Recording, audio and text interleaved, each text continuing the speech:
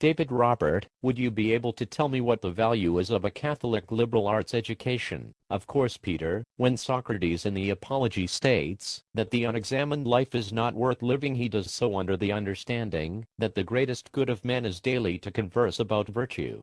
He would rather die than give up philosophy, a wish the jury was more than happy to grant him. Yeah, David, in this historical tragedy we encounter the underpinnings of a liberal arts education.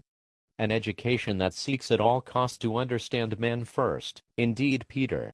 Even before the Incarnation, under the divine pedagogy, we see that wisdom became the search for truth, and truth was considered the food of our intellect, essential for men's living.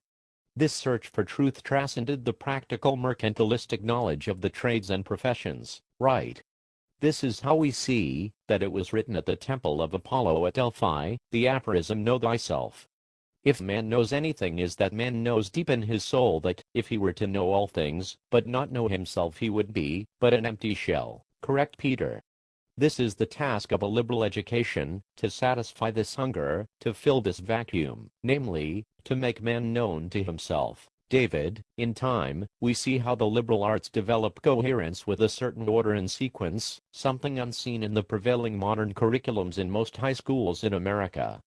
So, the much maligned Middle Ages had it right, while our modern education with its unrelated variety of subjects creates jacks of all trades, but masters of none. True indeed, Peter, the classical liberal arts curriculum prefers to study a few of the classical works in depth, where the student masters the few subjects at hand, and is able to make sense of all the classical works. So, for instance, after having studied mythology in depth, the classical liberal arts student learns that doing what is right is preferable to owning the right things. As the theologian from Franklin, Massachusetts, Mr. David Luciano Weiss puts it, classical liberal arts education has as its true goal the integrated man. Yes, David, as he also reminds us that with the Incarnation, God reveals man to himself, or as Gaudium et Spes puts it, Christ, the final Adam, by the revelation of the mystery of the Father and his love, fully reveals man to man himself, and makes his supreme calling clear. Thus Catholic liberal arts education is the culmination of the liberal arts, whereby man is able to fully apprehend and comprehend truth, because this truth is incarnate, and we can now delve into this mystery aided by grace and the light of faith. Correct, Peter? It is in this partnership of faith and reason that Catholic liberal arts education makes its best contribution. Under this premise, the truth is objective and it directs us to our final goal, heaven.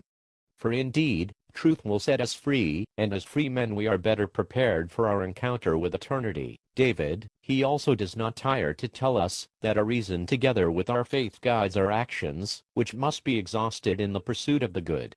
Or as St. Paul would put it in his letter to the Philippians chapter 4, verse 8, finally, brothers, whatever is true, whatever is honorable, whatever is just, whatever is pure, whatever is lovely, whatever is gracious, if there is any excellence, and if there is anything worthy of praise, think about these things. Yes, Peter, because in doing this, man will benefit himself, and in the long run his society.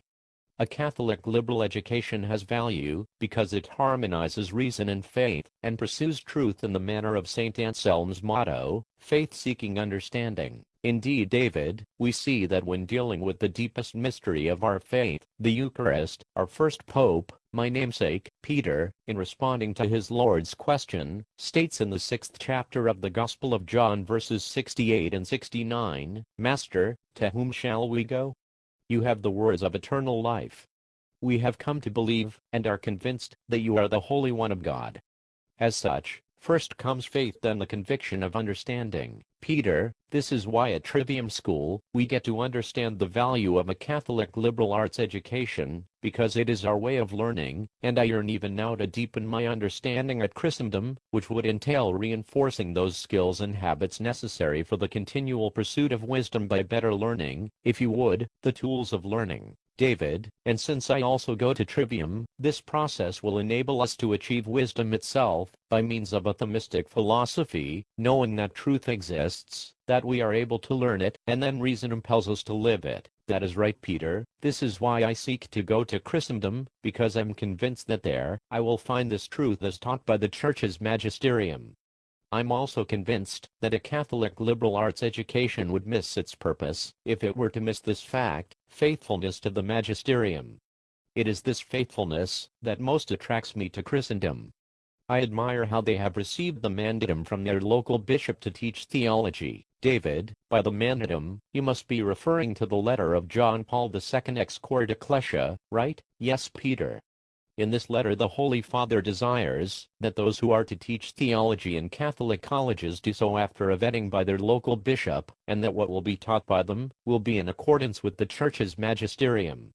During my one-week summer visit in Christendom, I saw that the Catholic liberal arts education as taught by them maintains this continuity with the traditional Catholic education that confronts the modern world with the truth of Christ and His Church, and in this way it will better prepare me to become the Christian soldier I seek to be. I could not agree more with you, David. As I also understand it, Christendom is one of the few Catholic universities in America where their entire theology departments have complied with Canon 812 that states it is necessary that those who teach theological disciplines in any institute of higher studies have a mandatum from the competent ecclesiastical authority.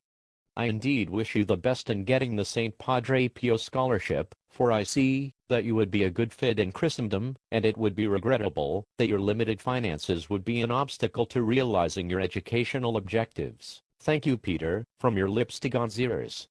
I know His holy will shall be done in my life.